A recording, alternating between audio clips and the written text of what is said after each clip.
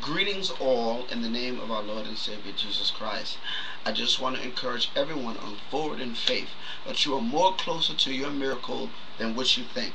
In this season, which is a very good season, is a fresh start for so many people in Christ. We have to be very careful how we maneuver in this season.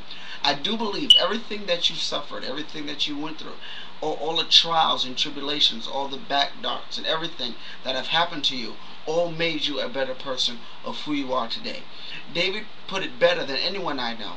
He said, "It was good that I was afflicted, that I may learn thy statutes." There are some things that have happened to us in our lifetime that if it did not happen, we would not even know the effects of it.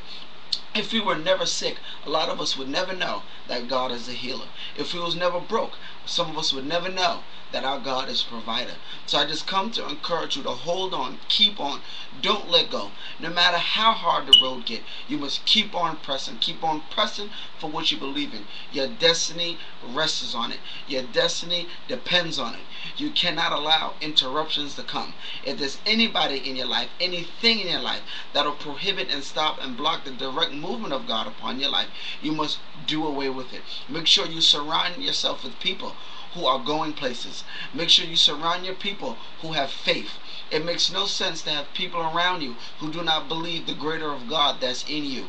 If the Bible says greater is he that is within you than he that is in the world. So there's a greater of God working on you that's trying to work out on the outside. All you have to do is trust and believe and know that our God is able. There's no problem big or too small that our God can't get around. He's the same God yesterday, today, and forevermore. The same God who brought the children of Israel over to the Red Sea and brought them into the promised land. God is a good God and he's worthy to be praised.